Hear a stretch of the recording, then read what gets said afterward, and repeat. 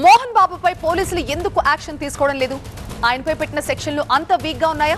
మా ప్రతినిధి ప్రణీత మరింత సమాచారం అందిస్తారు. మంచు కుటుంబం వివాదంలో ఈరోజు హైకోర్టు మోహన్ బాబుకి ఊరటనిచ్చింది. మోహన్ బాబు ఇవాళ లంచ్ మోషన్ పిటిషన్ దాఖలు చేయగా హైకోర్టు దాన్ని అంగీకరించి విచారణ చేపట్టి మోహన్ బాబుకు కాస్త ఊరటనిచ్చింది. ఏదైతే పోలీసులు గతంలో మనోజ్తో పాటు మోహన్ బాబు ఇద్దరు ఇచ్చుకున్నటువంటి పరస్పర ఫిర్యాదుల మేరకు ఇద్దరికీ కూడా నోటీసులు జారీ చేసినటువంటి విషయం తెలిసిందే. అయితే ఇవాళ మనోజ్ రాచకొండ సిపి ముందు హాజరయ్యి తన ఎక్స్ప్లెనేషన్ని ఇచ్చుకున్నాడు. తాను ఎక్కడా కూడా విద్వేషాలు రెచ్చగొట్టేందుకు ప్రయత్నించను, ఇతర వర్గాన్ని వాళ్ళు రెచ్చిపోయే విధంగా ప్రేరేపించను అంటూ 1 lakh rupees బాండ్ని రాచకొండ సిపి ఎగ్జిక్యూటివ్ మెజిస్ట్రేట్ ముందు ఆయన హాజరయ్యి మొత్తం వివరణ ఇచ్చి సమర్పించారు. ఒక అండర్టేకింగ్ని కూడా ఇచ్చారు.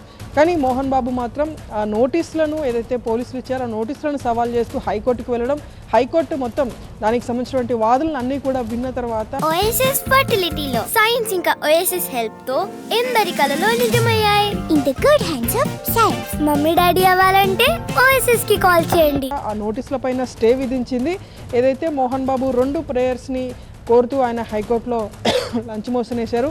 ఒకటి పోలీసు ఇచ్చినటువంటి నోటీస్ పైన స్టే విధించడంతో పాటు తన ఇంటికి పోలీస్ పికెట్ ఏర్పాటు చేయాల్సిందిగా కోరారు. సో దీంట్లో ఒక ప్రేయర్కి మాత్రమే హైకోర్టు అంగీకరించింది. ఈ పోలీస్ పికెట్ దానికి సంబంధించి అడిగినప్పుడు ప్రభుత్వం తరఫున జీపీ కూడా దాన్ని యాక్సెప్ట్ చేయలేదు. ఒకవేళ మోహన్ బాబు ఇంటికి పోలీస్ పికెట్ ఏర్పాటు చేస్తే కనుక ఇతర సెలబ్రిటీస్ కూడా విఐపీస్ కావచ్చు, ఎవరైనా సరే వాళ్ళ ఇంట్లో చిన్న వివాదం వచ్చినా సరే పోలీస్ పికెట్ కావాలని కోరుతారు. కాబట్టి దానికి అనుమతి ఇవ్వద్ది అంటూ జీపీ చేసినటువంటి వాదనతో హైకోర్టు ఏకీభవించింది. కానీ మోహన్ బాబు ఇంట్లో జరుగుతున్నటువంటి పరిణామాలపైన ఎవ్రీ 2 అవర్స్కి కూడా ఒక మానిటరింగ్ అనేటువంటిది ఉండాలనేటువంటి అభిప్రాయాన్ని అయితే హైకోర్టు వ్యక్తం చేసింది. తదుపరి విచారణను ఈ నెల 24కు వాయిదా వేసింది.